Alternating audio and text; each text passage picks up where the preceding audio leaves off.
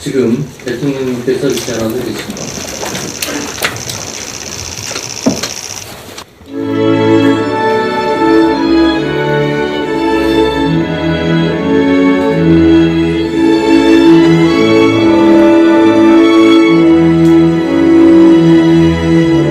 대통령님께서 개선언과 함께 모두 말씀을 하시겠습니다. 네, 제33차 국무회의를 시작하겠습니다.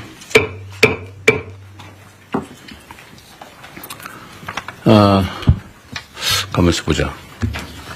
제가 모두 말씀을 드리기 전에 이번에 전임 국무위원들은 다 바뀌었고 지금 임명되지 않은 국무위원 몇 분을 뺀 새로운 국무위원들이 다 오셨는데 전에 인사말 하지 않으신 다른 분들도 좀 하고 시작할까요?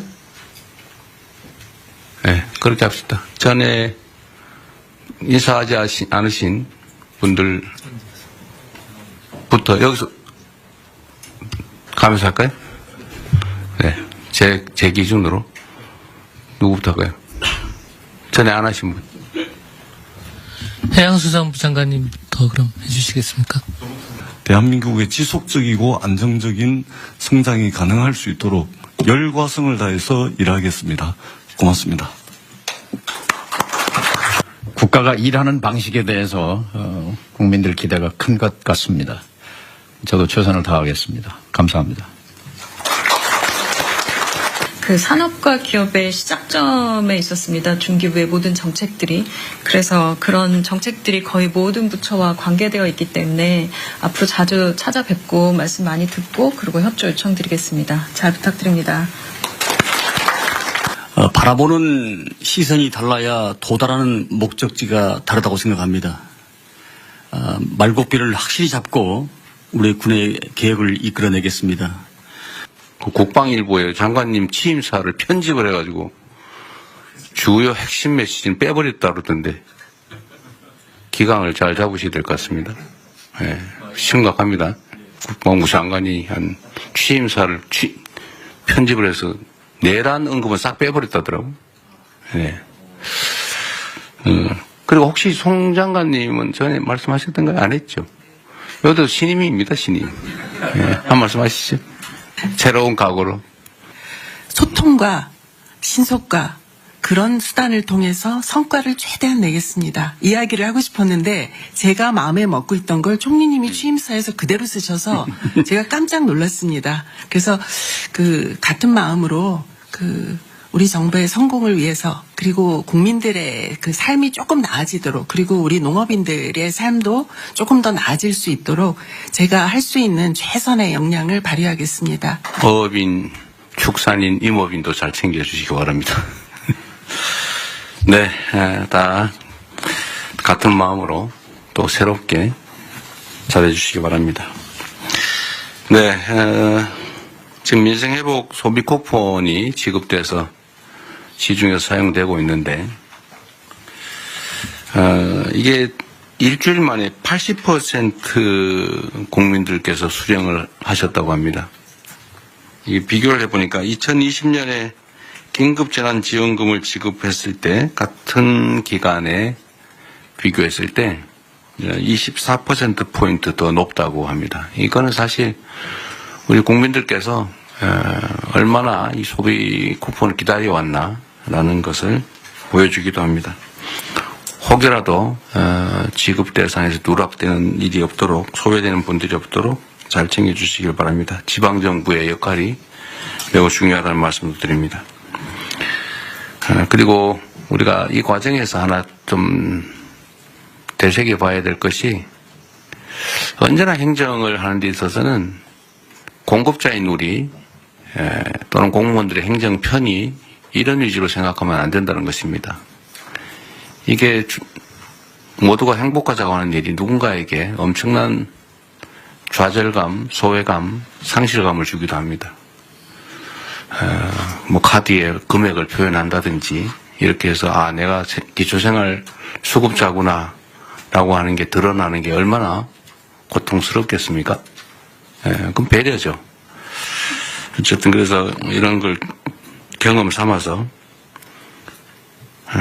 행정은 나라의 주인인 국민을 중심으로 행정 수요자를 중심으로 사고해야 된다. 실행해야 된다는 점을 다시 한번 생각하면 좋겠습니다. 기후변화 때문이겠지만 폭우에 이어서 폭염이 심각합니다. 온열 환자가 지난해에 약 3배인 2,400명을 넘어섰다고 합니다. 폐사 가축수도 지난해에 10배, 100만 마리를 넘어섰다고 합니다. 관련 부처에서 이게 국가적 비상사태다라는 각오를 가지고 가용 인력 예산, 역량을 총동원해서 피해를 최소화해 주시기 바랍니다. 취약계층 지원이나 특히 야외에서 일하는 노동자들에 대한 보호, 추가의 농가 피해 예방, 또 물가 안정을 위해서 최선을 다해 주시기를 다시 한번 당부드립니다. 그리고 제가 어제 보니까 포스코 ENC라는 회사에서 올해 들어서 5번째 산재 사망 사고가 발생했다고 합니다. 5명이 올해 돌아가셨다 그 말입니다. 일하러 갔다가. 이게 있을 수 있는 일입니까? 살자고 돈 벌자고 간 직장이 전쟁터가 된 거 아닙니까? 어떻게 동일한 사업장에서 올해만 5명이 일하다 죽을 수 있습니까?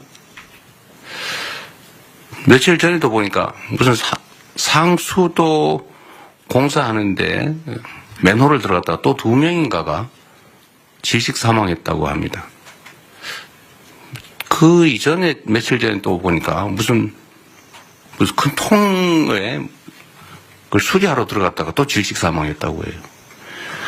뭔가 폐쇄된 공간에 일을 하러 들어가면 질식 사망하는 사고가 많다는 건 국민적 상식인데 어떻게 그걸 보호장구 없이 일을 하게 합니까?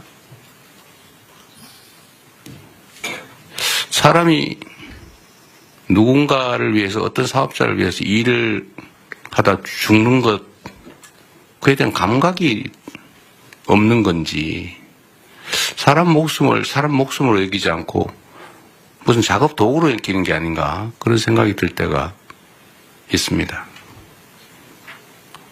나와 내 가족이 귀한 것처럼 일하는 그 노동자들도 누군가의 가장이고 누군가의 가족이고 누군가의 남편이고 누군가의 아내이고 그렇습니다.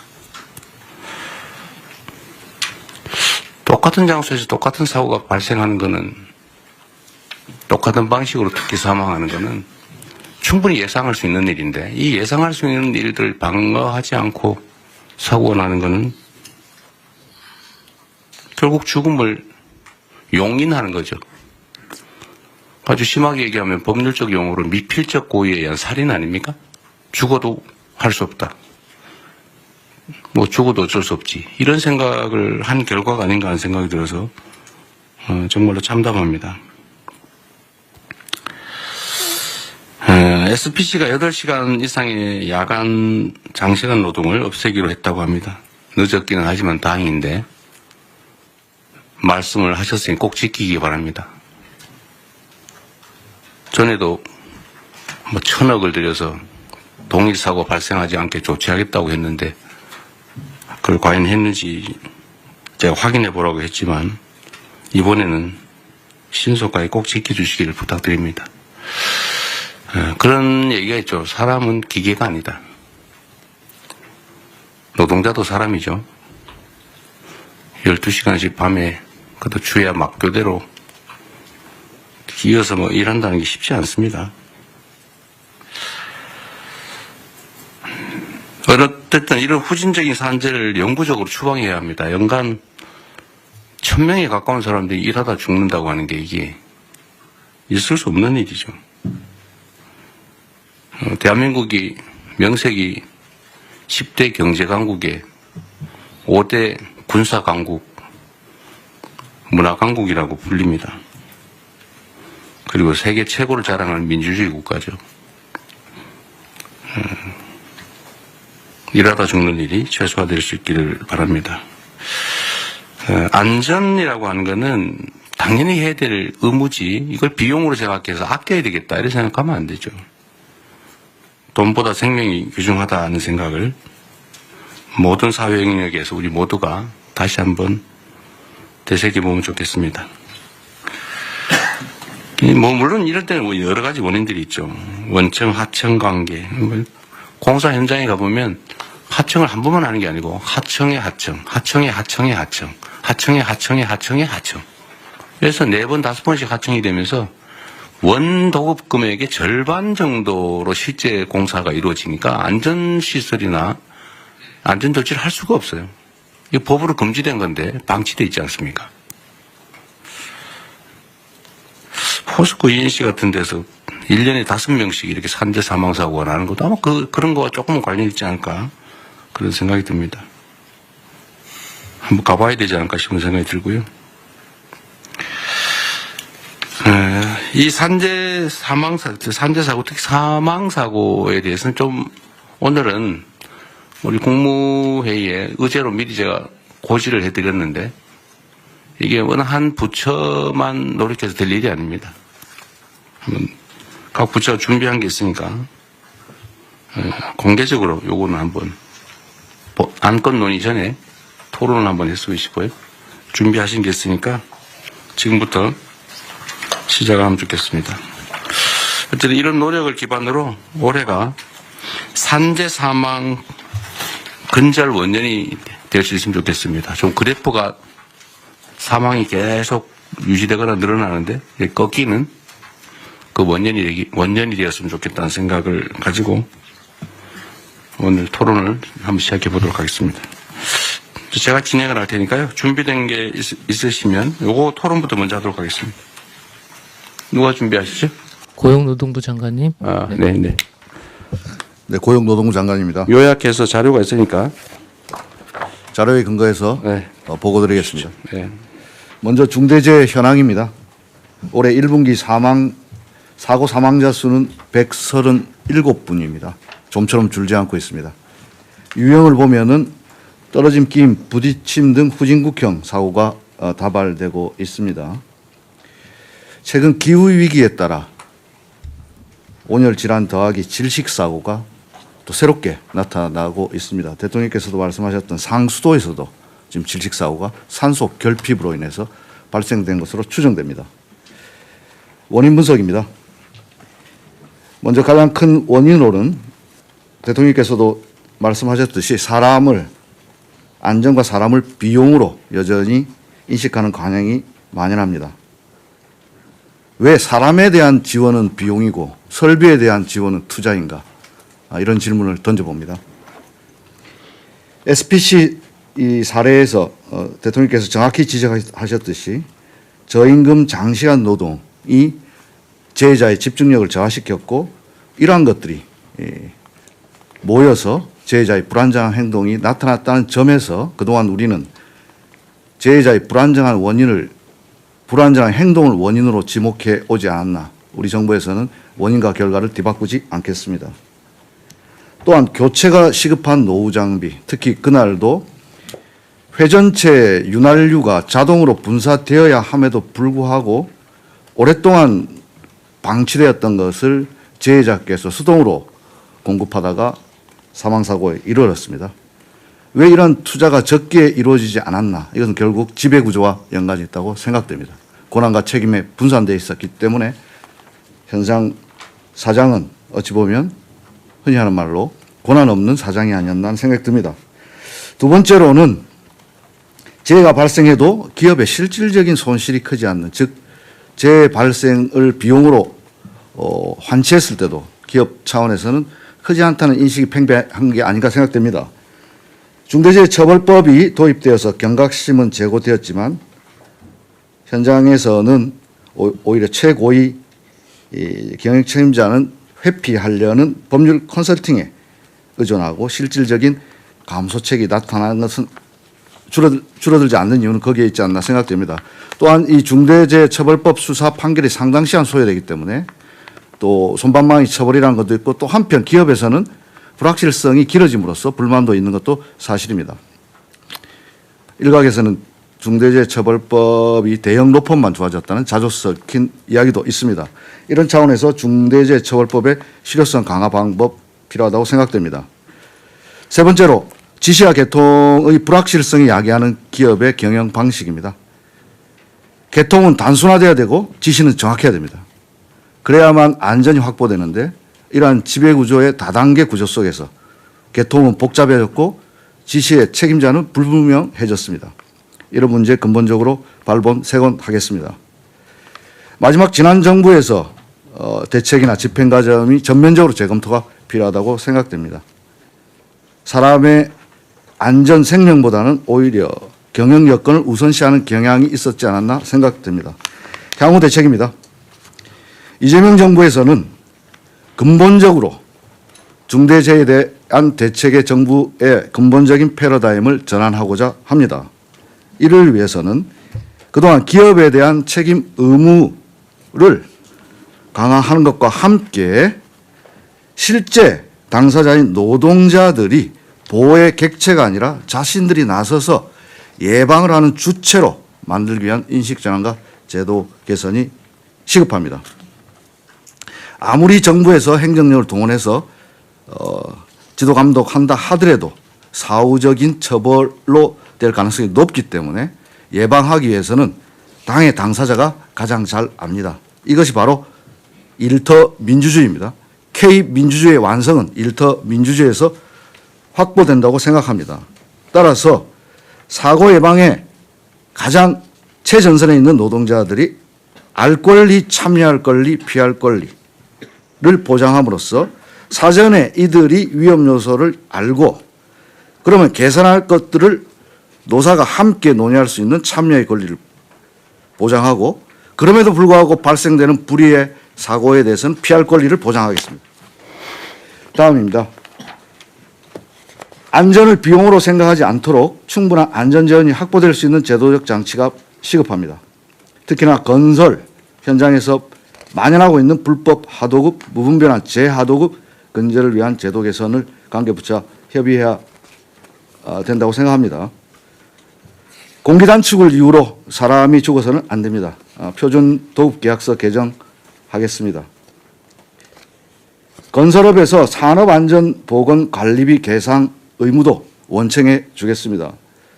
제가 지난주 남양주 건설 현장 갔을 때 안전난간 지적했는데 이런 것들이 원청 발주자에서 처음에 포함이 안 돼 있었습니다.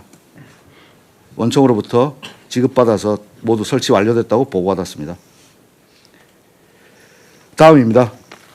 사망사고 발생 시 실질적인 제재가 가능한 방식을 고민하겠습니다.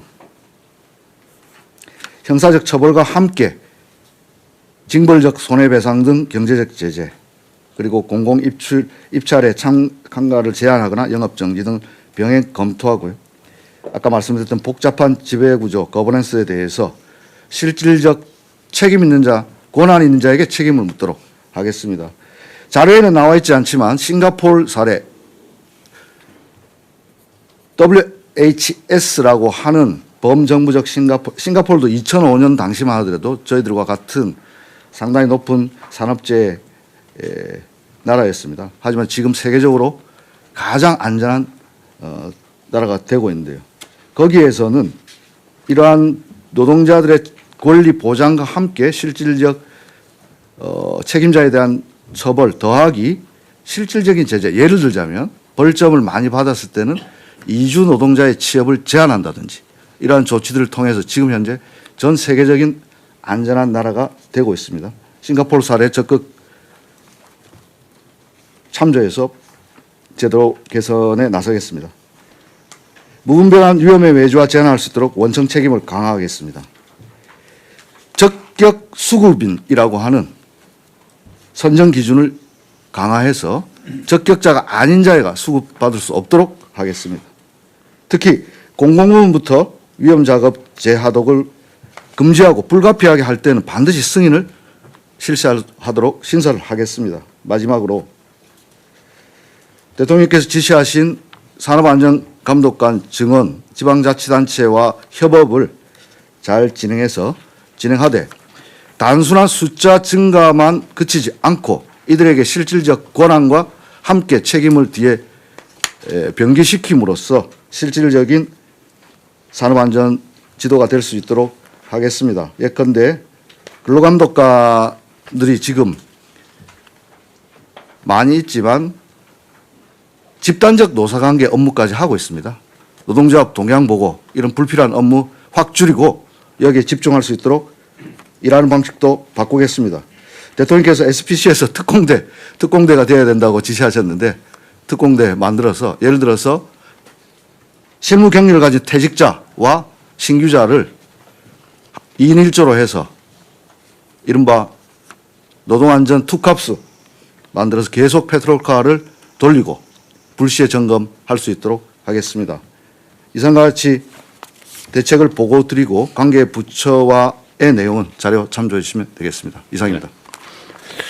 네, 요즘 노동자 출신이 노동부 장관이 되셨으니 옆에 중소기업부 장관은 중소기업을 잘 챙기시고 네.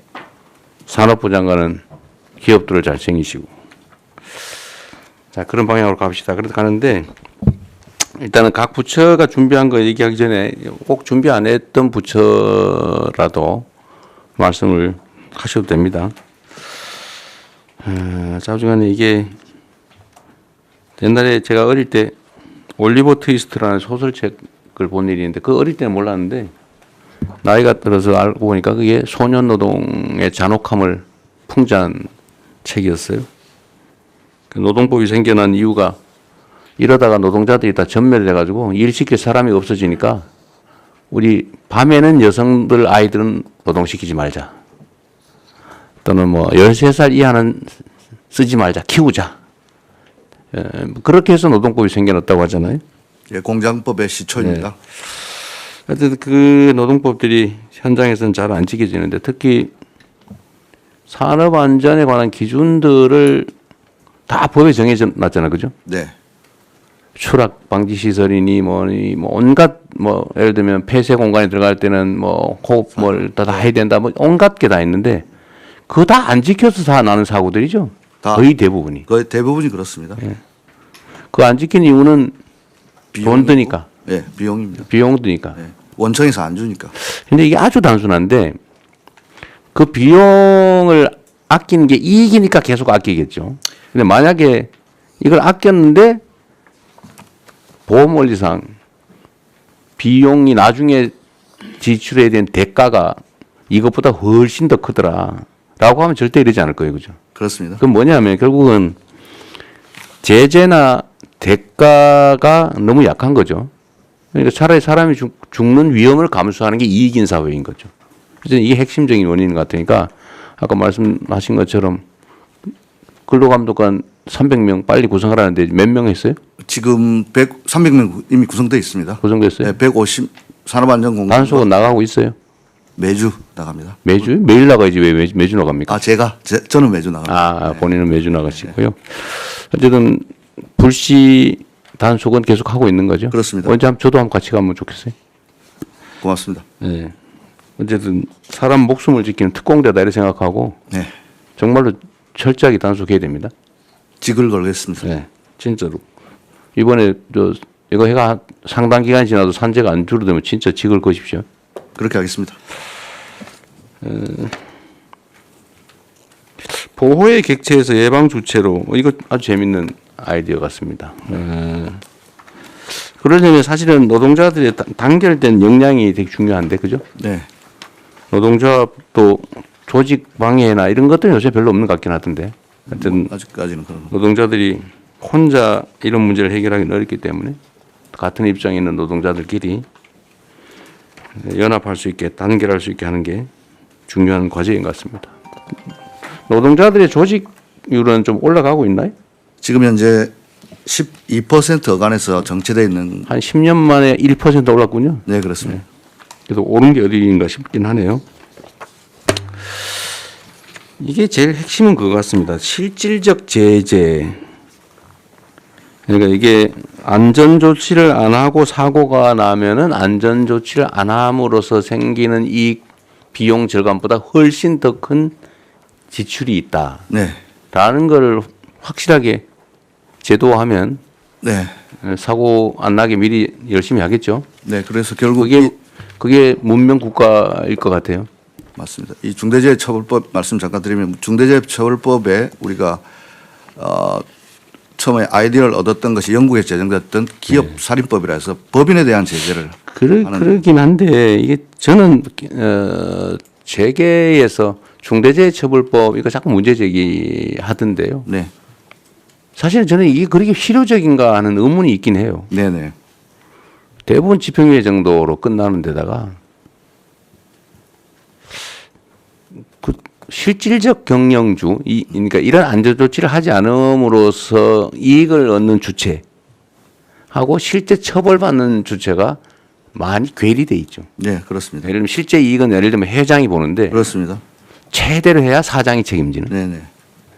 사장은 실제로 고용인데. 네. 그러니까 별로 효과가 없는 거죠. 그래서 실효성 제고 방안을 검토하겠습니다. 근데 이게 저는 형사처벌은 별로 좋은 아주 결정적인 수단은 못 되는 것 같고 맞습니다. 지출이 늘어나게 만들어야 될 것 같아요. 네. 제재도. 네. 그러니까 아까 말씀하신 징벌배상. 네. 그러니까 똑같은 상습적 반복적 사망 사고가 발생한다. 네. 뭐 한 번 우연히 발생한 거라면 모르겠는데 똑같은 현장에서 똑같은 원인으로 똑같은 시기에 똑같은 방식으로 이거는 사실은 거의 고의에 가까운데 이런 경우는 징벌배상을 도입을 하는 것도 한번 고려해 볼 필요는 있죠. 검토하고 있습니다. 아 그래요? 네. 여기 자료에 있는데 갑자기 말씀하셔가지고 아니, 여기 지금 보면은- 바로 생각했나? 아니요. 여기 보면은 뒤에 있어요? 네. 알겠습니다. 여기, 예. 그런 거라든지 뭐 과징금이라든지 고액의 과징금 사실 경제적 제재를 가해야 실제 예방을 하기 위해 나서지 않을까. 이익과 손실, 자본주의사는 그게 중요하잖아요. 네. 계산이 중요하니까 그것도 한번 고려해야 될 것 같고요. 이제 다른 부처들이 좀 준비한 게 있을 테니까 한번 얘기를 좀 들어보고 또 의논을 마저 하겠습니다. 각 부처가 준비한 건 최대한 좀 요약해서 다 알아들을 수 있으니까 좀 시작하도록 하시죠. 법무부가 먼저 할까요? 예, 순서에 따라 본부 먼저 하겠습니다. 어쨌든 뭐 중대재해나 산재 관련해 갖고 국민 일반의 감정 신속하고 엄정한 수사 처벌을 원하고 있습니다. 현재 실태를 확인해 보니까 최근에 중재법으로 처리된 30건에 관련해 갖고요. 수사 단계에서 검찰 송치까지가 한 418일 걸렸습니다. 검찰에서 기소까지가 200일이 걸렸습니다. 600일이 넘어가기 때문에 국민 일반들의 정서와는 상당한 거리가 있는 것 같습니다. 원인은 뭐 아시는 것처럼 기업의 보건 안전 시스템 전반을 좀 살펴야 되고 실질적인 지배구조가 어떻게 되어 있는지 이런 것 때문에 뭐 다량의 압수이라든가 사건 관계가 굉장히 많아서 굉장히 지연되는 측면도 있고요. 그다음에 법 시행 초기라 여전히 법원의 판례라든가 수사의 어떤 기법에서 좀 미진한 부분이 있는 것 같습니다. 그래서 저희 법무부에서는 대검에서 전담검사 지정해갖고 초기부터 노동부라든가 관련 유관 기관들이 협의해갖고 쟁점과 수사 방향을 다 정리해갖고 좀 더 신속하게 수사할 수 있게 좀 지도하고 있습니다.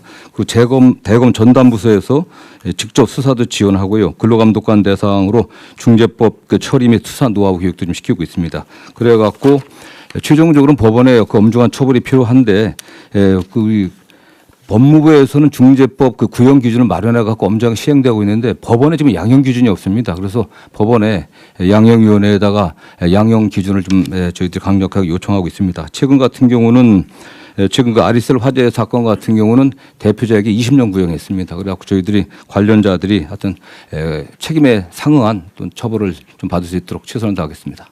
아리셀 20년 구형하시는데 그 아리셀의 사망자가 몇 명이죠? 지금 23명. 23명 이상 있어요. 그 지금 기준에 의하면은 지금 사망자 1인당 징역 2년 6월에서 4년 정도로 설정되어 있는데요.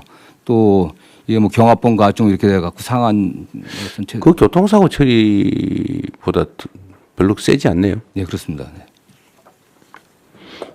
네. 아까 전담부서 말씀하셨는데 전담 검사 얘기하신 거 부서는 아니고. 네.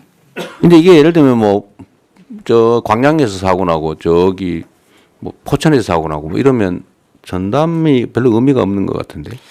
그래서 그 일선총에 지금 저희가 수사 지휘를 대검에서 하고 있습니다. 네. 전담 지휘자를 둔 거군요. 예, 그렇습니다. 전담 팀을 두는 걸 한번 검토해 보시면 어떻습니까? 이게 사람이 일하다 죽는 사건이라고 하는 게 그런 단순한 게 아닌데 교통사고 뭐 이런 거하고 좀 다르잖아요. 예, 예. 일하다 죽는 그것도 명백하게 사실 과실이 대부분 명백한 과실 아닙니까?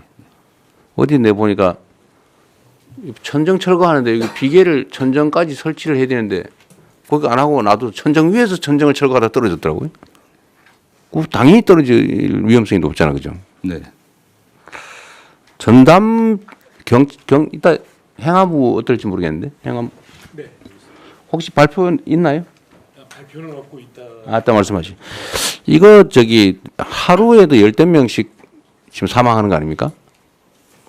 그렇죠. 네. 이거 전담 팀을 하나 두는 거 어떨까요? 아니면 지휘팀이라도 지금 수사는 원칙적으로는 경찰이 하는 거잖아요, 그죠? 예. 그 검찰은 이제 송치된 사건에 대한 처리인데 물론 그전 요즘 지휘도 안 하죠. 지휘도 안 되고요. 다만 구속영장이나 뭐 압수 강제 수사. 방향이라든가 차후 그 공소제기를 위해서 경찰은 인력이 좀 있는 편이니까. 네, 그렇습니다. 이따가 그 얘기 한번 해봐 주세요. 네. 이거 산재 사망 사고는 아예 전담 팀을 부서를 하나 두든지 해가지고 네. 일률적으로 좀 모아서 하는 거. 이것도 사실 노하우가 필요하잖아요. 네, 산업안전법. 1차적으로 경찰이 그 수사를 해야 이것도 약간 전문성이 필요한데 아까 이 발표에도 있던데 그죠? 네, 그렇습니다. 이게 지금 수사 노하우가 필요하다. 이거는 산업안전법을 숙지를 해야 되는데 예, 예. 뭐 이 경찰이 했다, 저 경찰이 했다가 뭐 이 검사가 했다, 저 검사가 했다 하면 그 공부하느라고 시간이 많이 걸릴 것 같은데 아예 전담 전문 역량을 가진 사람 팀을 짜가지고 네. 아예 교육을 좀 시킨 다음에 팀 네. 그걸 연구 한번 해보시죠. 예, 팀을 그렇게 구성하는 하겠습니다. 그다음에 법원에 양형 기준 요청을 하는 거는 이거 뭐 우리가 뭐 직접 얘기하기는 좀 어려운데 법무부가 좀 법무부에서 같이 협의를 한번 하시죠. 예, 그렇습니다. 네, 다음 산업부. 예, 산업부 보고 드리겠습니다. 산재 사망자 수의 제조업 분야에서가 30% 정도를 차지합니다. 세부 업종별로 보면 열처리나 주단조와 같은 뿌리 산업이 제일 많이 나타나고 있고요. 그 다음에 석유화학, 자동차 부품을 포함한 자동차 분야, 기계산업 순위입니다. 저희 산업부는 고위험 업종을 중심으로 한 AI 등을 활용한 산재 예방 쪽에 주력을 하고 있습니다. 첫 번째, 산업 AI 기반 제조 안전 시스템 개발을 올해부터 29년까지 해서 고위험 업종 포함 10개 업종에 대한 안전 시스템을 개발을 하고 있습니다. 이러한 시스템이 개발이 되면 이 10개 업종의 기업들이 활용할 수 있도록 조치를 하고자 합니다. 두 번째는 산업단지에 대한 관리를 산업부가 맡고 있어서 이 산업단지 내의 안전관리 문제입니다. 산단 내에 고위험 지역에 대한 IoT 인프라 활용 예방 시스템을 구축을 하고 있습니다. 이러한 화학물질, 유해 화학물질에 대한 누출 감지 솔루션이나 사족 위험 지역에 대해서는 사족 보행 로봇이 투입될 수 있게 하거나 또는 예방 감시를 드론을 통해서 활용할 수 있는 방안들을 강구를 하고 있습니다. 마지막으로는 이러한 안전 환경 구축이 산업계 측에서 이루어질 수 있도록 특히 중소조선사나 산업단지 내에 중소 중견기업 대상으로 하는 안전 컨설팅 또는 안전 디자인을 구축해주는 지원 사업을 추진하고 있습니다. 네, 수고하셨고요. 이런 건 뭐 잘 해주시고 제 산업부는 특별히 하나 좀 부탁을 드리고 싶은 게 있는데 예. 어쨌든 대한민국의 주요 기업들을 관할하고 계시잖아요. 예. 좀 이 기업들도 이 산재 사고에 대한 인식을 좀 바꾸는 게 중요할 것 같아요. 특히 이 건설이나 뭐 이런 데 위험한데 이런 데는 이게 앞으로는 더 비싸게 먹힌다. 예. 이거 엉터리 관리하면 더 많은 지출을 하게 된다는 사실들 충분히 숙지하게 하고 또 한 가지는 이게 노동 생산성하고 관계가 있는데 물론 뭐 그분들이 더 전문이긴 하겠지만 이렇게 열악한 환경에서 일을 막 강제로 시켜서 사고가 날 상황, 빈발할 상황이 되면 자발성이 떨어지잖아요. 사실 충성도가 떨어져서 그게 생산성에 크게 도움이 안 될 것 같은데 좀 그런 연구들은 좀 하고 있나 모르겠어요. 그러니까 좀 근로자들이 신나서 아, 내 직장이야, 우리 뭐 라는 생각을 가지고 일하는 경우하고 막 열악한 환경에서 뭐 옆에서 막 노동자들이 죽어가는 걸 보고 막 이러면서 일하는 거하고 생산성에 영향이 꽤 있을 것 같은데 예. 이런 것도 한번 연구를 한번 하든지 해가지고 자발적으로 좀 줄이기 위한 노력을 좀 하게 만드는 게 더 중요하지 않을까 싶네요. 그런 측면에서 연구를 해본 기억이 없는데 네. 말씀처럼 좀 저는 영향이 있을 것 같아요. 그리고 또 한 가지는 이런 거 산업재해에 대한 단속 강화나 이런 얘기를 하면 기업식이 되게 섭섭하게 생각하는 경향이 있을 것 같은데 예. 어쨌든 이 정부는 이런 걸 철저하게 관리는 하되 기업 활동에 지장이 없거나 좀 더 원활한 지역 활동이 가능하도 뭐 규제 완화 합리화든지 아니면 기업 활동에 대한 지원이든지 뭐 이런 건 정말 열심히 할 테니까요. 예. 이제는 노동자들 막 쥐어 짜가지고 돈을 버는 게 아니고 기술 개발하든지 시장 개척하든지 새로운 사업 아이템을 발굴하든지 이런 데 정부가 지원을 할 테니 좀 그런 데 주력해 주면 좋겠다. 이렇게 좀 해주면 좋겠어요. 예. 인식적으로 할 수 있는 방안을 강구하겠습니다. 총리님 뭐 하신 말씀 있으세요? 마이크 켜고 하십시오.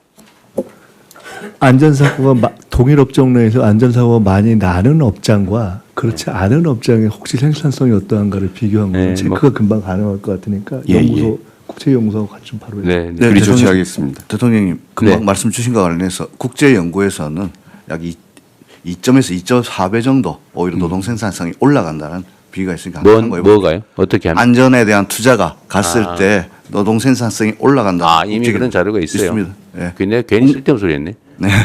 국내에는 없는데 국제적인 기준으로 있습니다. 그런 거라도 어쨌든 공유라도 하면 좋겠네요. 네. 예, 그렇게 하겠습니다. 대통령 사소한 거 한 말씀. 말씀하십시오. 이 법 이름이 중대재해처벌법이잖아요. 네. 제목은 너무 세고 내용은 처벌은 별로고.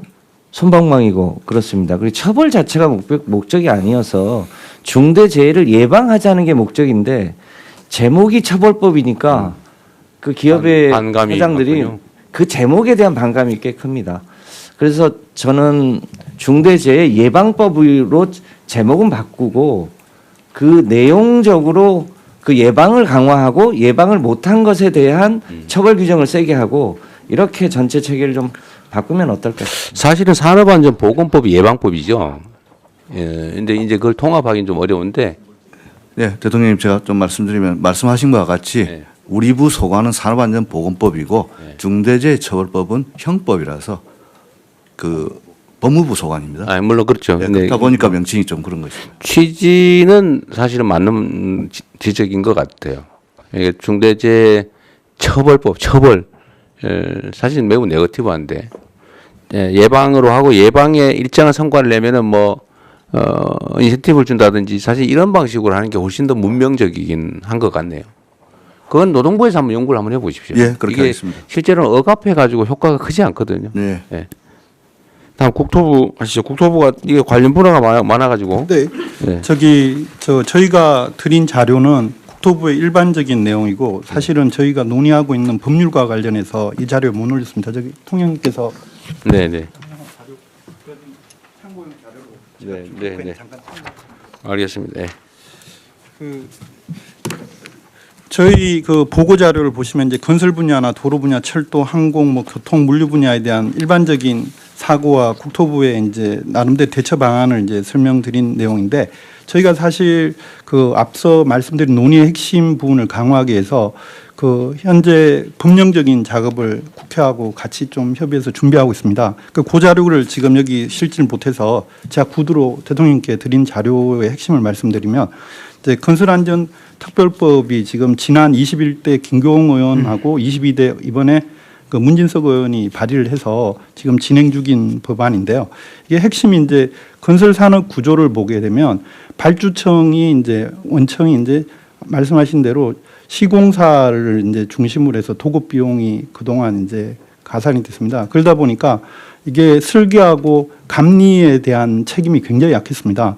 그래서 건설안전특별법의 1차 부분은 이제 그 발주청인 원청에 대한 이제 책임, 그 처벌 부분과 관련해서 이 시공에 대한 이제 공사비 책정에 이제 공기 적정성을 원래 보장을 하지만 설계 쪽하고 감리 쪽에도 그와 관련된 이제 적정성을 보장을 하는 거를 하고, 그리고 이제 더 중요한 건 이제 이런 이제 앞서 말했던 그 실제로 사람을 처벌하는 부분에 대한 부분들이 건설회사 같은 경우는 뭐 대리로 뭐 예를 들어 처벌받는 경우라든지 여러 가지 문제가 있어서 실효성에 문제가 있어서 네. 비용적인 거로 이제 저희가 생각하고 있는 거는 법안에 나오지만 매출액 대비 지금 3% 정도의 이제 그 과징금을 이제 일종의 그 하는 방안을 생각하고 있습니다. 그래서 이게 그렇게 될 경우 지금 이제 보통은 영업이익 대비 한 3에서 4% 수준인데 매출액 대비 3%가 나오고 지금 건설업계에서 굉장히 거기 반발하는 경향이 있지만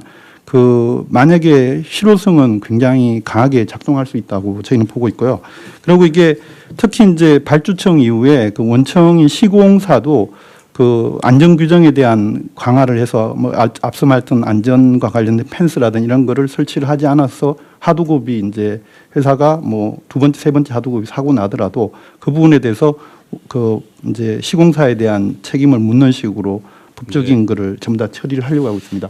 근데 이렇게 했을 때 제일 이제 문제가 될 수 있는 건 이제 발주청의 비용 부담 문제가, 발주청이라면 저희 공공 분야 뭐 이렇게도 대표되겠는데 공공이 예를 들어서 그 이 비용을 확보하는 게 저희 국가재정법에 따라서 기재부하고 또 협의해서 확보되는 그런 측면이 있어서 사실은 공공 분야에서 어떤 발주에서 예산 부분에 대한 일정 조정이 또 있어야 되고, 나머지 이제 민간에서도 그에 대한 이제 그 인식이나 의식이 이제 마지막 사업까지도 다 책임진다는 그런 거로 전환돼야 되지 않을까. 그 장점은 가장 큰 부분은 우리나라 건설 산업의 후진성에서 전환될 수 있는 계기가 된다고 보고 있습니다. 즉 무슨 말이냐면 이게 산업이 이제 안전을 강조하지만 선진화가 될 수 있는 부분이 우리나라 건설 산업 최대 약점이 이제 그 감리나 설계 부분이 이제 창의적이거나 아니면 안전성을 답보해내지 못하는 부분인데, 이 부분을 제 생각으로는 만약에 이런 안전 규정을 하면 부수적 효과로 건설 그 산업에 있어서 설계나 감리 쪽에 강화 효과가 나타나면 그쪽이 네. 제대로 임금을 받게 된다고 보고 있습니다. 네. 네. 네, 어쨌든 이런 새로운 안도 좋고, 그러니까 건설 안전에 관한 법을 새롭게 만들어서 제재와 책임을 강화하자 그 말이잖아요. 네네. 네. 그것도 중요하고, 여기 준비된 내용을 보면 여하튼 건설 분야의 추락 사고가 지금 제일 많지 않습니까? 근데 건설 현장의 추락 사고는 산업안전보건법이 정한 기준에 의한 안전시설이나 조치를 안 해서 거의 대부분 발생하죠. 그렇습니다. 네. 그러니까 이거를 사전에 사고 난 다음에 처벌도 중요한데, 그걸 안 지키는 평소에 미준수 행위에 대해서 제재를 세게 해가지고 필요한 안전조치를 당연히 해야. 이게 생산성 향상에 2.6배 도움이 된다고요? 2.4배 뭐 하여튼 유럽 보고는 그렇습니다. 그래. 어쨌든 그 추락사고 예방 대책을 철저하게 준수하는 거하고 지하 안전 강화 이것도 있네요. 국토부는 네. 많아요. 네, 제가 그 부분 또 그러면 짧게 보고. 아니 됐습니다. 네, 네. 자, 지하 안전 강화도 해야 되는데 이것도 역시 지하에 관해서 상세한 규정들을 이미 만들어 놨는데 하여튼 안 지켜서 생기는 경우가 많죠. 대부분 다 그렇습니다. 대부분 다 그렇죠. 건설 현장도 그렇고 지금 뭐 우리 차관님이 준비하신 것도 있고 폭염 때 지금 사고도 사망도 꽤 많죠. 이 폭염에 대한 안전 조치도 다 규정이 있죠. 몇 분 동안 더 쉬어라, 몇 도 이상 되면은 일하지 말아라. 네, 이번에 33도 이상 되면은 2시간 내에 20분씩. 네, 이런 근데 다 그거 안 지켜서 대부분 다 그러죠. 네. 철도 사고, 항공 분야는 흔하진 않지만 어쨌든 이것도 되게 시설이나 아니면 뭐 과실 이런 경우가 많죠. 건축 분야, 교통 분야도, 물류. 어쨌든 국토부는 관할 영역이 상당히 많은 것 같고요. 거기에 관련 규정을 잘 지키는 게 중요할 것 같습니다. 자, 다음에 금융위 이거는 재밌는 안이 꽤 있어요. 금융위 한번 얘기해 보시죠.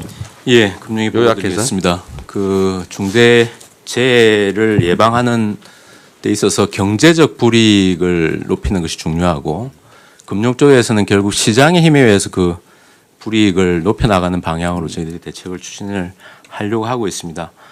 투자 같은 경우에는 지금 상장 기업에 대해서 ESG 평가원에서 ESG 평가를 합니다. 중대재해 같은 경우는 S에 해당되는 항목이 있고 실제로 이제 중대한 사고가 나면은 거기서 감점이 이루어지고 그럼 전체적으로 평가 등급이 떨어짐에 따라서 기관 투자자들이 그걸 참고해서 투자에 반영하는 시스템입니다. 그래서 이 부분을 조금 더 명확히 하거나 강화하는 방향으로 해서 투자 부분에서 이런 부분들이 불이익으로 느껴질 수 있도록 하는 조치들을 강구를 하겠습니다. 두 번째는 대출입니다.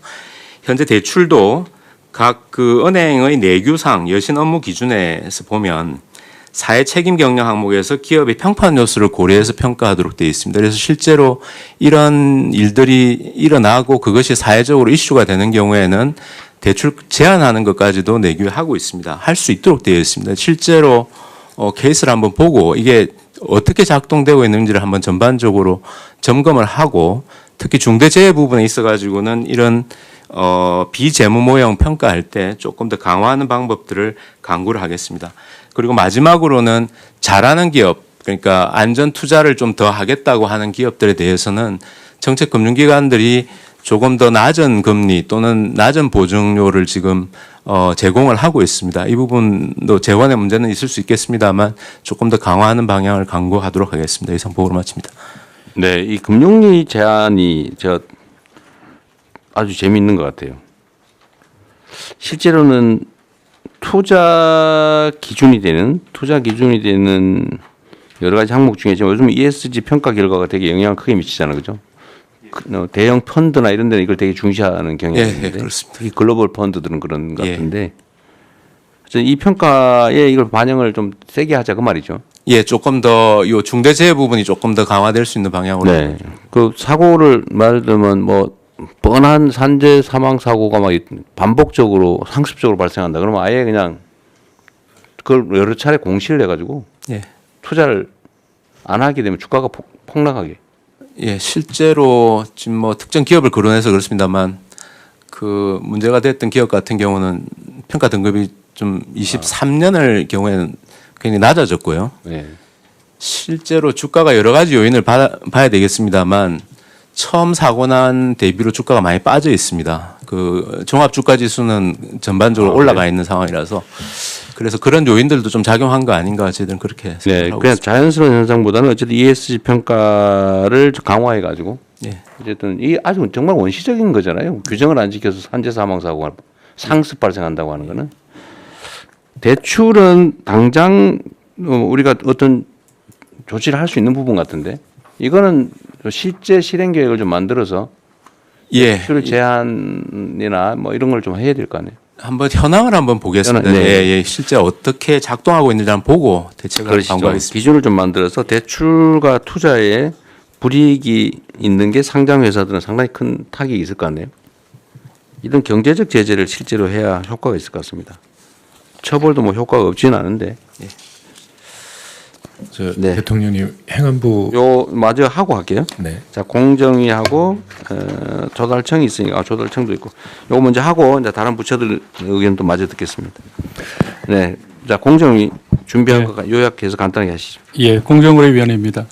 산업안전 비용을 전가하거나 또는 하도급 대금을 미지급하거나 등은 하도급 업체의 경영 환경을 악화시켜서 결국은 하도급 업체 중대재해 발생의 구조적 원인으로 작용한다라고 보고 있습니다. 산업재해를 예방하기 위해서는 원청이 안전관리의 주체라는 인식이 확고해야 되고 그 책임을 하청업체에게 전가해서는 안 됩니다. 그래서 공정위는 그동안 원사업자가 부담해야 될 산업재해 예방 비용을 수급사업자에게 전가시키는 그런 부당 특약을 금지해 왔고요. 이걸 위반하면은 시정조치 과징금 벌금이 부과됩니다. 그리고 그 부당 특약이 사법상 효력도 없다라는 그런 법률 개정안을 지난 4월에 통과시켰습니다. 그래서 10월부터 시행될 예정입니다. 또한 원청이 안전관리 책임을 명시한 표준 하도급 계약서를 마련해서 적극 홍보 확산해 왔습니다. 건설의 경우에는 대부분의 사업자가 표준 하도급 계약서를 사용 중입니다. 그리고 안전관리 책임이 부당하게 전가되는 사례가 있는지 지속적으로 점검해 왔습니다. 그러나 최근에 사고가 빈발하고 있고 그래서 원청이 이런 비용을 전가하고 있는지에 대한 점검 필요성이 더욱 커졌습니다. 그래서 공정위는 그런 재해가 자주 발생하는 건설 업종을 중심으로 원청이 안전관리 비용을 하청에 전가하는 행위를 집중 조사하고 있습니다. 7월부터 9월까지 집중 조사하고 있는 상황입니다. 법 위반 사항이 확인되면 엄정하게 제재하겠습니다. 또한 하도급 대금이 안정적으로 지급될 수 있도록 하도급 대금 지급 보증 확대 등 종합적인 제도 개선 방안을 마련할 계획입니다. 관련해서 산업재해를 줄일 수 있는 다양한 방안을 마련해서 국민의 생명과 안정을 지키는 데 최선을 다하겠습니다. 이상 보고를 마치겠습니다. 이게 어느 부처가 관련하는지를 잘 모르겠는데, 수차, 예를 들면, 하도급 여러 차례 하는 거 있잖아요. 그 원래 법에 내가 보면 한 차례밖에 안 되는 걸로 알고 있는데. 건설업은 한 번밖에 안 됩니다. 종합건설. 실제로 한 서너 번 하잖아요. 그죠? 네, 그렇습니다. 근데 이거에 대한 제재가 좀 부실해서 그런지 법으로 금지를 해도 없어지질 않아요. 아주 고질적인 문제입니다. 그리고 그 때문에 임금체불 발생하고. 똑같은 구조입니다. 임금체불과 산재는. 이거는 공정위에서 좀 단속을 좀, 이런 거 공정위 단속 사안인가요? 그건 아니죠. 법이 공정거래위원회 하도급법에 있는 것으로 되어 있지 않습니다. 그래서 저희가 국토부. 국토부 소관이 불법 하도급 하는 거? 건설업에서는 국토부입니다. 국토부. 예. 불법 하도급 현장 관련은 저희가 관리하고 있는 걸로 알고 있습니다. 그래요? 하여튼 이거 아니 우리가 법으로 정했으면 지키고 못 지킬 것 같으면 그 법을 없애야지. 네. 애매모호하게 어영부영 지키는 사람은 손해, 안 지키는 사람은 이익. 이게 이 비정상 사회의 대표 케이스 아닙니까? 법을 잘 지키면 손해 보고, 안 지키면 이익 보고, 지키기 어렵거나 그러면 차라리 법을 없애야지. 만들어 놓고 안 지키는 건 진짜 문제거든요. 네. 어쨌든 요거는 노동부가 국토부하고 협조를 하든지 국토부한테 가서 빌든지 아니면 뭐 술을 사들이든지 뭔 술을 써서라도 하여튼 강력하게 단속하게 하십시오. 그렇게 하겠습니다. 네, 어쨌든 노동부가 주무 부처니까.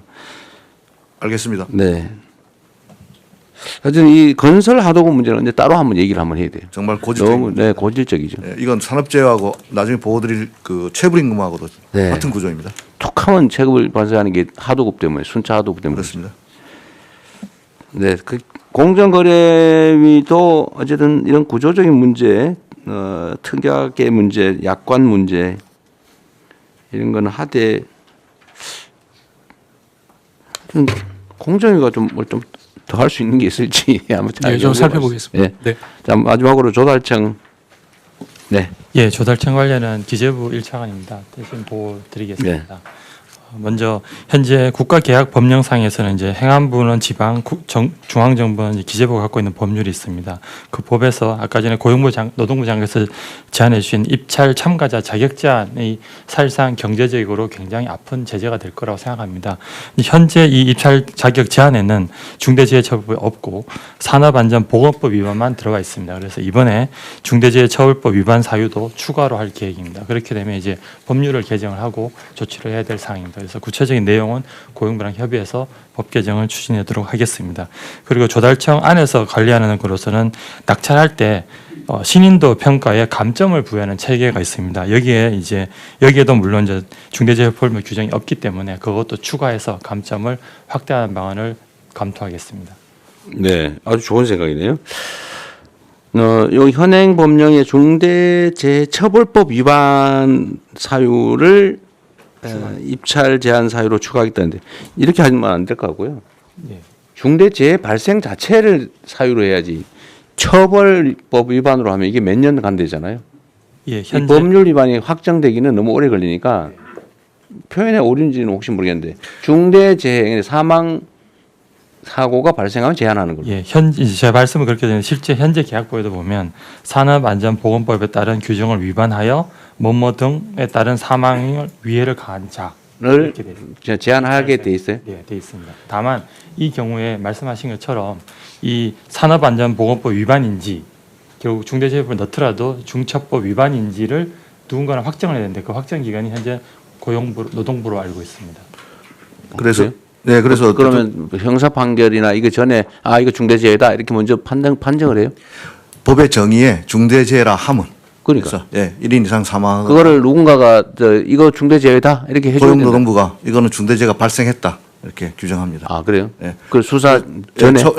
처벌 여부는 이제 법원 수사나 기소 나중에 단계에서 하고. 되는 아. 거고. 네. 그러면 노동부에서 이거 중대재해다라고 일종의 하면 그 네. 기업은 여기서 제한이 됩니다. 작업장에 사람이 사망하면 일단 빨리빨리 해줘야 될 거 아니에요? 그렇습니다. 바로바로 하는 네. 시스템은 있어요? 예, 중대재해 발생되면 바로 중대재해는 바로 직보되고. 근데 제재 정도가 낙찰자 입찰 제한의 현재 제재 정도와 앞으로 계획은 어느 정도예요? 현재 법에서 2년으로 하고 그거를 대통령으로 위임을 해놨습니다. 그래서 그런데 사고에 따라 대통령령- 1년 반, 2년으로 이제 중대성에 따라서 규정을 하고 있습니다. 입찰 제한을 한 번 사고 나면 얼마, 두 번째 사고 나면 몇 년, 세 번째 사고 나면 이런 식으로 하는 그런 방법도 검토를 해보겠습니다. 중복하면 더 제재를 강화하는 거예요. 예, 현재는 사망자 수에 따라서 사망자 수 네. 조금 그 부분도 예, 대통령께서 반복성에 따라서 좀 추가하는 걸 그것도 같이 검토하시죠. 예. 네네. 그런데 이게 조달 사업은 지금 조달 사업이라고 하면 그러면 공사, 물품 구매, 시설, 예, 용역 다. 예, 그런 걸 다 포함하고 있습니다. 네, 이거 사망과- 관리를 좀 잘하면. 그런데 이렇게 하면 이거 제대로 하면 사실 건설회사 상당 부분은 입찰 제한이 됐었을 것 같은데 실제로 좀 된 데 있어요? 지금까지는 중대재해처벌법은 포함 안 돼 있어가지고 저희들이 지금 기재부에 건의해놓은 하겠다. 상황입니다. 네네. 아, 계획? 예, 중처법이 없습니다. 현재 반영이 안 돼서 반영을 하겠다는. 아, 하겠다고. 아, 지금 하고 있다는 게 아니고, 네. 아. 현재는 향후 대책으로 들어가 있습니다. 대책을 대책으로 인원수로 했는데, 아, 이걸 중복성에 따라서 추가하겠다고 말이에요? 아닙니다. 현재는 산안법 위반만 추가 들어가고 있는데 법을 고쳐서 중처법 위반도 추가를 하고. 산안법 위반은 결과와 관계없이. 네네. 그렇죠. 그러면 사망 사고가 발생을 하면. 네. 그렇죠. 그 기준을 만들어서 산업안전보건법 위반을 지금 사유로 했는데. 예, 현재는 있고요. 근데 지금 결과를 가지고 판단하자. 예, 예. 중처법 위반 사유도 추가하겠다는 내용. 좀 세게 하십시오. 예, 법 개정할 때. 네, 몇 번 막 걸리면 아예 그냥 정보 공사를 못 하게. 예, 이거는 아예 자격이 제한되는 거예요. 그러니까 2년 뭐 동안 아예 몇 번 2년 하는데 또 걸리고 그러면 아예 그냥 서너 번 두세 번 걸리면 아예 못 하게. 예, 그것도 같이 검토하겠습니다. 아니 그 제가 왜 이 얘기를 하냐면 지금 여기 발표가 이제 마지막이라 없는데 원래 그 규정을 위반하면 인허가를 취소 정지시키는 경우가 가끔 있잖아요. 네. 내가 알기로는 무슨 수도 요금 안 내고 뭐 이러면 건축허가 안 해주고 이런 게 있는데 그런 거 있잖아요. 예.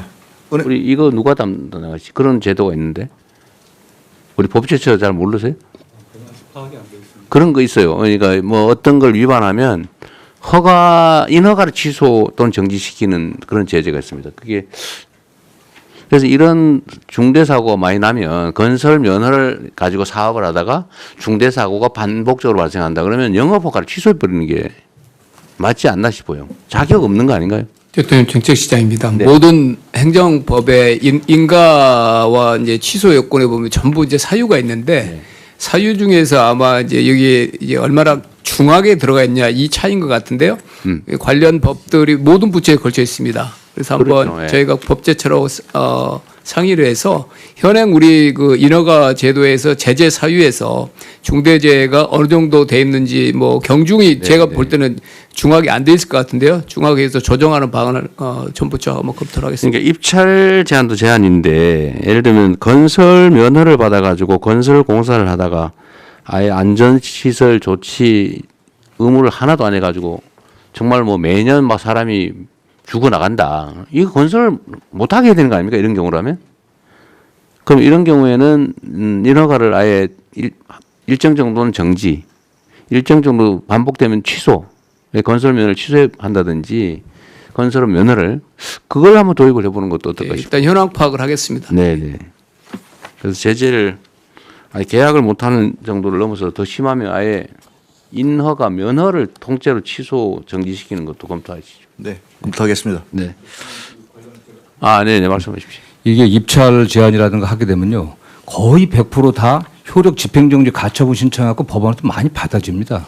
그리고 실제로 많은 조달청에서 입찰 제한을 하게 되면은 대기업 같은 경우는 로펌 선임해갖고 효력 집행정지 가처분 받으더라고 그냥 해버리거든 경우가 많습니다. 그래도 결국은 결론이 나면 판결이 나면 그때부터 정지될 거 아니에요. 예, 근데 그게 뭐 다른 어떤 수단이 있어서 그런지 뭐 또 계속 또 뭐 안 할 수는 많습니다. 없겠죠. 예. 근데 그것도 비용이니까. 다른 어떤 제재들 뭐 점수를 줄이든지 해서 네. 거의 다 그 효력 집행정지 가처분이 받아지니까 이게. 그것도 감안해서 검토를 하면 하죠. 어쨌든 뭐 제재를 당하는 입장은 그걸 포기할 수는 없을 테니까. 네. 그리고 다른 부처들 의견 있으면 말씀을 좀 하시죠. 누구 할까요? 네, 행안부. 네, 행안부 말씀드리겠습니다. 대통령님 아까 말씀 주신 것처럼 경찰청에서도 산재 전담 수사 인력을 확보해서 이 산재 관련 수사에 차질이 없도록 하겠다는 말씀드리고요. 행안부는 재난과 안전관리를 총괄하는 부처이기 때문에 이 기업 내에서 벌어지고 있는 산재도 경우에 따라서 화학 사고라든가 또는 화재 사고 또 공사장에서의 대형 붕괴 사고라든가 이런 것들이 사회 재난으로 이 그 대형화될 수 있다라고 하는 것을 염두에 두면서 이 범정부 차원에서 이 중앙재난안전대책본부를 가동 할 수 있는 그런 준비를 하고 있습니다. 그래서 노동안전 종합대책에게도 참여를 하고 있는데요. 그래서 그 행안부가 이 소관하고 있는 기업재해 경감법은 기업 내의 재해를 줄이기 위한 이 법입니다. 그래서 기업 내에 재난 사고를 예방 대비 또 대응 복구하는 체계를 구축하도록 지원을 하고 있습니다. 아까 이제 이 금융위에서도 그렇고요, 또 공정위 또 조달청에서도 여러 가지 이제 이 중대재해를 일으킨 기업들에 대한 이제 불이익에 관한 말씀도 계셨는데요. 이렇게 이제 기업재해 경감법에서는 재해의 경감 활동 우수 기업을 지정해서 관리를 하고 있습니다. 그래서 재해 경감 활동을 잘 하고 있는, 그래서 ESG 평가를 잘 받는 기업에 대해서는 조달 가점이라든가 보험료 할인, 뭐 대출 금리 인하라든가 이런 인센티브 대책도 함께 마련해 주시면 기업의 안전 활동 대책을 독려하는 데 도움이 될 것 같다는 보고 말씀드립니다. 아까 말씀하신 것 중에 하여튼 경찰이 이 문제에 대해서는 좀 전문 전담 수사 조직을 만들어서 전담 수사 인력을 만들어서요. 네, 1차적으로는 근로감독관들이 판단을 해서 넘겨오는데요. 거기에 대한 법률적 대처 바로 이루어질 수 있습니다. 근로감독관을 한 다음에 경찰이 수사를 그 다음 단계 시작해요? 그 동시에 하잖아요? 동시에 들어가고 있습니다. 동시에 해야죠. 네. 알겠습니다. 또 다른 부처. 예, 대통령 해양수산부도 그 선원의 안전 사고들이 있습니다. 그렇군요. 예, 선원들 같은 경우는 이제 작업 환경이 거칠죠. 예를 들면 태풍이나 파도와 맞서 싸워야 되고, 그다음에 특히 이제 연근의 어선들의 경우에는 이제 선박이 상황은 좀 그리고 요약해서. 예. 그래서 이 육상산업계 같은 경우는 이제 산업안전보건법 또 산업안전공단이 있어가지고 체계가 잡혀 있는데 마침 그 해상산업계는 이런 것이 없었는데 올 1월부터 그 어선안전조업법이라고 이것이 이제 시행이 됐습니다. 그래서 요 부분에 안전조치 미이행에 대한 처벌 규정이 들어가 있는데 이것을 좀 철저하게 좀 관리 감독을 해서 안전사고가 생기지 않도록 최선을 다하도록 하겠습니다. 네. 노동부 장관님, 지금 산업안전보건법에 각종 이렇게 무슨 의무 조항을 쭉 만들어서 이제 뭐 사업자가 지켜야 될 뭐 사항인가 쭉 있잖아요. 네네.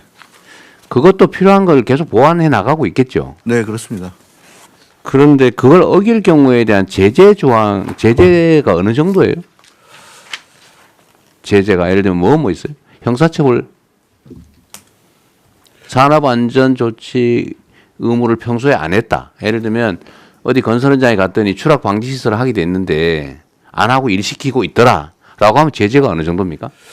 과징금이 있을 수 있고. 아니 현재 제재가 어떠세요? 현재 제재 제가 모르겠습니다. 네, 파악해 보겠습니다. 누가 지금 시간 될 때 좀 찾아봐 주시고 법제처장이 좀 찾아주시고 지금 전화기를 다 뺐겠죠. 네. 나중에 그러면 한번 확인해 보겠습니다. 산안법에 위반했을 때 어느 정도 제재가 어느 정도냐. 파악해서 보고 누가 좀 나가서 확인 좀 해봐 주세요. 그래도 시간이 좀 있으니까. 근데 일단 한 가지 참고로 말씀드린다면 여러 가지 좀 제재 조치가 있을 수 있을 것 같은데 아까 그 대통령님 말씀하신 것도 그렇고 그 갑부 장관님 말씀하신 것도 그렇고 사실은 그 예방을 강화한다는 측면에 있어서는 물론 이제 사고 발생 후의 예방이긴 하지만은 저희가 보기에 가장 실효적인 방법은 작업 중지 명령입니다. 작업 중지 명령을 내려놓고 위험 요소가 완전히 제거됐을 때 작업을 재개할 수 있다 그러면은 일단 사고 발생 후이긴 하지만은 가장 효과적으로 그 예방 활동을 할 수 있는 방법 중에 하나라고 생각합니다. 그는 하면 좋을 텐데. 근데 그거는 걸려서 작업 중지 명령하면 그때 걸려도 그때 걸릴 때 하면 되는 거니까. 그거는 지금 마련되어 있습니다. 네, 작업 중지 명령을 하고 문제는 산업 안전 시설 조치를 안 하고 평소에 하더라도 사고 안 나면 상관없는 상태잖아요. 지금 사실은. 그렇죠. 그거는 사고 나면 예, 결과적으로 들어가서 뭘 네. 위반했는지 사후적으로 지금 제가 그 최소 300명 구성해서 불시 단속하라는 거는 네네. 어쨌든 안전 조치를 안 하고 법을 안 지키고 작업을 일을 시키고 있으면 그 뭐 제재가 있어야 될 거 아니에요. 그래서 거기서 만약에 사고가 안 나는데 불시 단속해서 걸렸다. 시정을 안 했다. 그 제재 정도가 너무 미약하니까. 미약하다. 뭐 걸리면 네, 뭐 시정할게요. 그러면 그만. 지금도 제가 본 노동부 장관님 가셔가지고 단속을 하더라도 고칠게요. 그러면 아마 그냥 오고 있을 거예요. 아니요, 거기서 바로 시정지 시설을 내립니다. 그냥 해봐야 그냥 시정하면 되잖아요. 시정하면 되잖아요, 그냥. 아무런 불이익이 없잖아요. 그래서 이것도 사실은 스티커 발부하듯이 바로바로 현장에서 그 정도가 좀 안 된다는 거죠. 뭐 실질적인 제재가 없는데, 그러니까 이건 일종의 유예 기간 정도를 두고 이게 앞으로 안 하고 하면 일정 기간까지는 우리가 계도하는데 그 기간이 지나면 나중에 걸리면 최대로 제재한다 하고 실제로 제재를 해야죠. 그래서 그 피해 정도가 커야 제대로 지킬 거예요. 그러니까 지금 지킨 사람은 이익, 손해, 안 지킨 사람은 이익 이렇게 되잖아요. 그러니까 그 제재 정도 지금 누가 확인해 봤나요? 확인 좀 해달라니까 아무도 안 나갔어요? 네.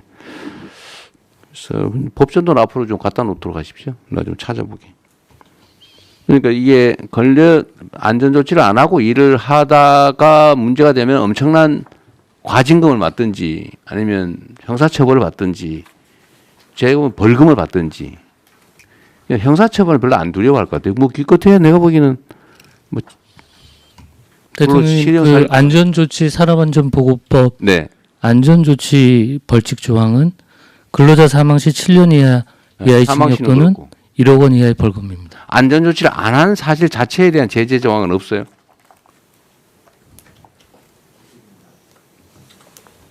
사고 났을 때는 그렇고 그거는 뭐 안전조치를 해야 한다. 그런데 그걸 안 하면 어떻게 한다는 제재 조항이 없어요. 아예.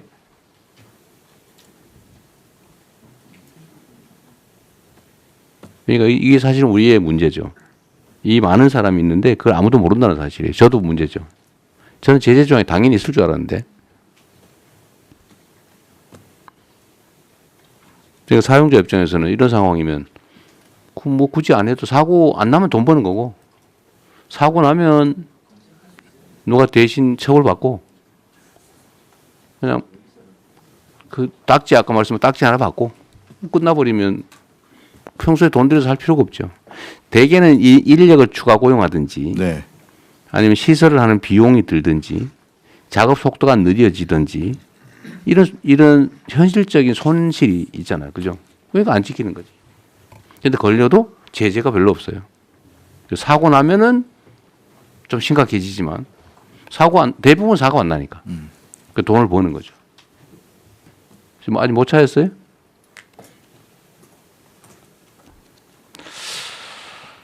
그러면은 좀 찾아보기로 하고 그것도 노동부 장관께서 안전 조치를 평소에 안 하는 것에 대한 제재를 어떻게 할 것인지, 얼마나 강화할 건지, 그 형사처벌은 별로 의미가 없을 것 같아요. 그걸 가지고 징역 살 수도 없고 사고도 안 나는데 결국은 과징금을 하든지 벌금을 고액을 하든지 경제적 제재 방법을 경제적 제재를 그거로 인해서 얻을 수 있는 경제적 이익의 몇 배를 물리는 뭐 이런 게 있을 것 같아요. 네. 그걸 연구해 봅시다. 알겠습니다. 네, 그건 확인되는 대로 알려주세요, 누가. 네. 네, 누가 말씀하십시오. 네. 공개적으로 말씀하십시오. 네. 또, 자, 그러면 더 없으면 제가 잠깐 네. 말씀. 네, 간단하게 말씀하시죠. 네. 인사혁신처장 최동석입니다. 요새 유명해지고 있어서 대단히 죄송스럽습니다. 이런 마이크로한 제재, 마이크로한 규정들을 만들어서 산재를 예방하고 중대재해를 예방하는 방식은 절대적으로 필요합니다. 제가 보기에는. 그런데 그것이 필요하지만 그것으로 충분하지 않다는 생각을 늘 가지고 있습니다. 뭘 해야 되냐 하면 인간의 존엄성은 건드릴 수 없다는 이 철학적 배경이 없이는 이 규정만 가지고는 이 문제를 근본적으로 해결할 수 없다는 생각입니다. 왜 그러냐 하면 네, 그건 충분히 이해하겠고요. 네. 아주 결론만 요지를 말씀해 보시죠. 네, 그 필요성은 누구나 공감할 테니까요. 그러니까 정신과 육체를 건드릴 수 없도록 하는 교육이 필요하다는 겁니다. 그러니까 행정 공무원들에 대한 교육도 필요하고 네. 실제로 우리 학교 교육도 그런 식으로 해야 되는데 서로 서열화하고 계급화하고 차별하고 경쟁시키는 사회 속에서 이런 규정만으로는 이 문제를 해결할 수 없다는 점을 강조 말씀드리고자 합니다. 네. 나 또. 마지막으로 네. 네. 중기부입니다. 그 지금 말씀 주신 거 보고요. 저희가 준비했던 건 세 가지인데 상습적 중기부가 준비한 게 있었어요? 자료가 아니요. 저희 또 내부적으로 말씀하십시오. 얘기를 해서 네. 네. 반복 발생 사업장에 대해서는 중기부가 지원 사업을 많이 하고 있어서 여기에 대해서는 정책 자금 제한을 할 수 있다고 생각은 되는데 그 업체에 대한 기준과 내용을 좀 정해 주셔야 할 거라는 생각은 듭니다. 이게 그 정책 담당자들마다 모두 다른 기준을 가져갈 수는 없으니까요. 그래서 그 부분이 하나 준비되면 저희도 반영하는 부분이 있을 것 같고 또 하나는 1년에 6만 명 정도씩 중소기업 CEO들 교육을 한다고 합니다. 여기서 이루어지는 산업 안전 예방 관련된 부분의 교육 내용들을 한번 보고 어느 수준까지 교육하고 해야 되는 네. 인식 제고 부분에 대한 부분도 같이 보고 산업 안전에 관한 교육, 뭐 네. 최동석 처장께서 말씀하신 거와 좀 관련성이 있을 텐데. 건설운동은 또 걸리면 그냥 시간 안 한 걸 걸리면 한 5만 원 정도. 과태료 5만 원 내서 최대 5천만. 성면 처리를 안 했을 때 성면은 되게 좀 크지 않습니까? 얘네가 아예 지킬 필요가 없는 거죠. 이거 5천만 원까지인데 5만 원에서 5천만 원까지 다양합니다. 근데 또 최소 5만 원입니다. 이거를 사실 이런 걸 고쳐야 됩니다. 지금 보니까 산업안전보건법 각 조항의 안전조치를 정해놓고 그걸 위반했을 때 과태료 최소 5만 원, 최대 5천만 원이라는데 이렇게 하면은 지킬 이유가 없죠. 필요성을 제고하겠습니다. 네, 요거를 어떻게 개정할지 네. 이것도 한번 검토를 하고 논의를 한번 해보죠. 네. 알겠습니다. 여기에 구멍이 있었던 것 같습니다. 네. 잘 알겠습니다. 네. 또 혹시 의견 없으시면 정리할게요. 하여튼 요 산업재해 사망 문제는 사실은 우리 사회의 여러 가지 사망, 불의의 사망 원인 중에 두 번째로 한 세 번째 정도 되는 것 같네요. 자살, 교통사고, 산재. 어쨌든 이거를 다시 최소화할 수 있도록 각 부처가 노력을 해야 될 텐데 주무부처는 어쨌든 노동부가 할 거고 노동부 자체에서 하는 것 외에 다른 부처가 해야 될 일을 오늘 쭉 토론을 해봤는데 이제 정리를 할 거 아닙니까? 오늘 말씀하신 걸 다 정리를 할 텐데 그걸 최대한 신속하게 입법할 건 입법하고 규정으로 만들 건 만들고 또 현장에 필요한 조치는 하고 인력 예산 필요하면 요청하시고. 네.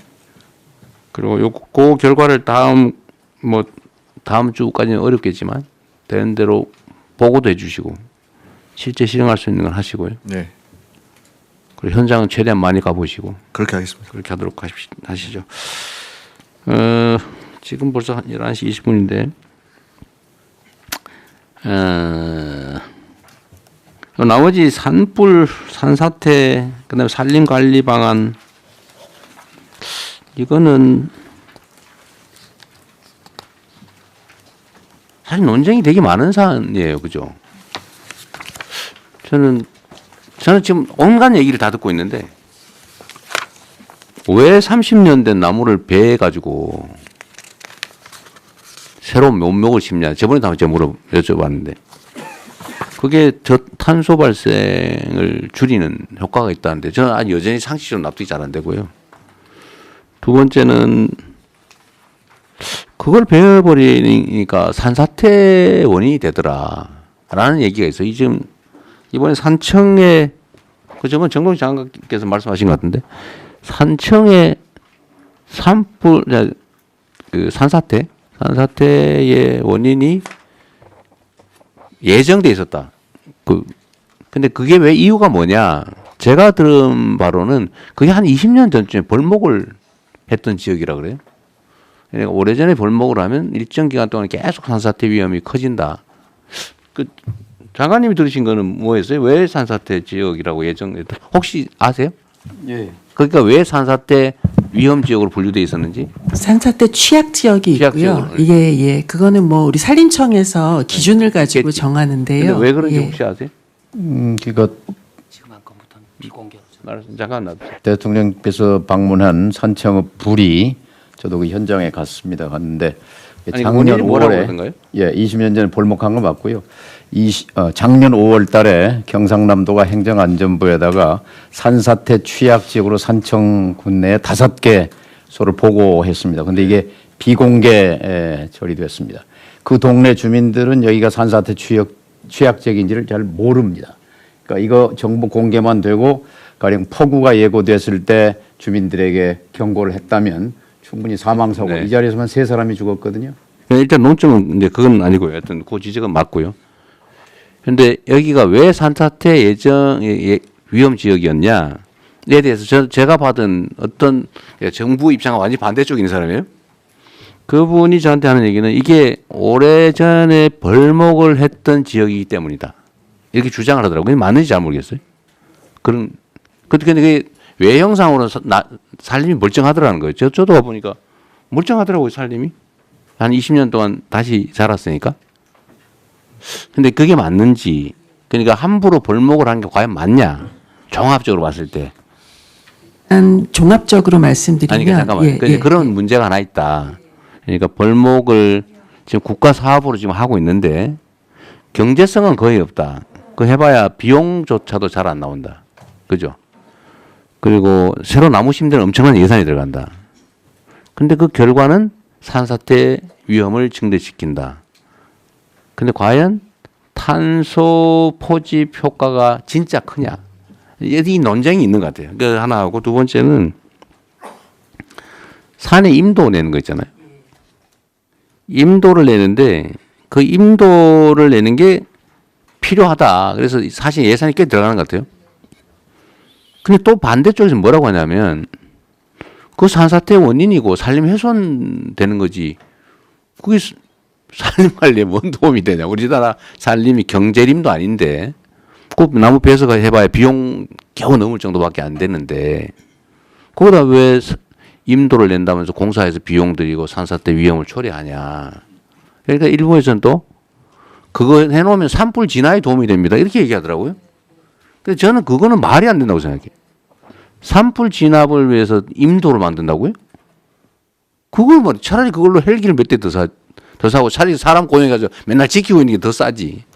라는 생각이 들더라고요. 그래서 그런 쟁점들을 제가 공개적으로 좀 저도 모르겠어요. 하도 이 얘기를 많이 들어가지고 이쪽에서 들으면 이 얘기 같고 저쪽에서 들으면 이 얘기 같고 지금 당장 내년에 산림 관련 예산을 지금 편성을 해야 되는데 임도를 내거나 아니면 벌목을 하고 새로 나무를 심는 이 사업을 계속 해야 되는 건지 이게 예산 낭비가 아닐까 하는 걱정도 되고 근데 또 관계 당국 얘기를 좀 해야 된다 그러고 그러니까 일단 이 논의를 좀 진지하게 전문적으로 제대로 해보면 좋겠다. 물론 한 결과가 그렇다는 거죠. 근데 왜 이런 반론이 있는지 모르겠어요. 한번 간략하게 한번 말씀. 굉장히 오래된 논쟁입니다. 그래서 저도 대통령님과 똑같은 네. 지금 혼란에 빠져 있는데 이쪽 이야기를 들으면 이게 일리가 있고 이쪽 이야기를 들으면 일리가 있습니다. 그래서 제가 좀 반대쪽의 논리들을 좀 네. 다 같이 모셔놓고 좀 이야기를 들어보는 해봤어요? 아직 못했습니다. 그래서 하려고 하는데요. 일단은 저희가 지금 있는 자료들만 가지고 팩트 체크는 한번 해봤거든요. 그러니까 오늘 자료를 일단 만들어 오셨는데 네. 이걸 오늘 이렇게 하기보다는 예. 좀 그걸 진짜 심도 있게 예. 양쪽의 전문가 이야기를 다 들어보고 예, 한번 들어보고 예. 또 예를 들면 이런 것도 있더라고요. 우리는 나무를 심을 때 주로 침엽수를 심는다. 네. 근데 화렵수가 더 강하다. 화재에 강하다. 맞습니다. 그 경제성도 굳이 침엽수가 낮다고 보기 어렵다. 예. 그럼 왜 침엽수를 심냐? 예. 화렵수를 심든지 아니 자연적으로 예. 놔둬야지라는 주장도 있더라고요. 맞습니다.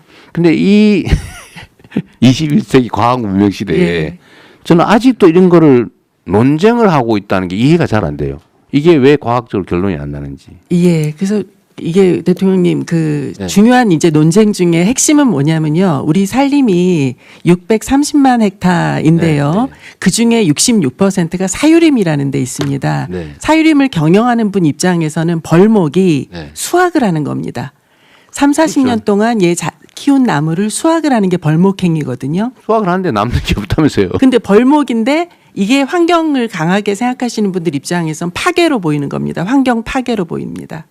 그러니까 깊은 그게 내가 생각도 거기에서 뭘 차이가 좀 헥타르당 뭐 100만 원밖에 안 남는다든가. 그 비용은 단지 이제 그 나무 가격 요건데요. 그 나무가 30년 커는 동안 예를 들면 탄소 포집도 하고 우리 여러 가지 효과를 네. 내지 않습니까? 하여튼 그것도 그 얘기를 계산이 되지 않는 거고요. 그러니까요. 예. 그게 오늘은 너무 많은 분이 계시고 또 예. 의견을 해야 될 것도 있는데 이게 지금 장님 코끼리 만지기 하면 안 되잖아요. 네, 시간 맞습니다. 아까우니까. 예. 이게 전에 제가 이 논쟁 주제를 준비하라고 한 거는 예. 좀 정리를 한 다음에 알겠습니다. 저는 국민들의 집단 지성에 대한 좀 믿음이 좀 큰 사람인데 맞습니다. 제야의 고수들이 많거든요. 맞습니다. 이해관계 없는. 예. 그분들의 의견도 좀 들어보고 예. 전문가들끼리도 의견이 엇갈리니까 네. 논쟁도 하고 예. 필요한 과학적 검증도 좀 하고 하면 예.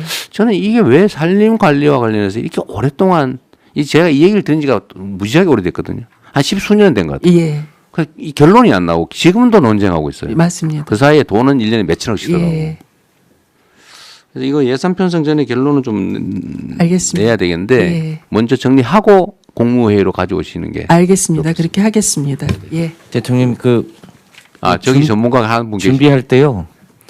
이 독일, 오스트리아, 일본 이 세 나라가 굉장히 체계적으로 감벌과 산림 관리를 하고 있습니다.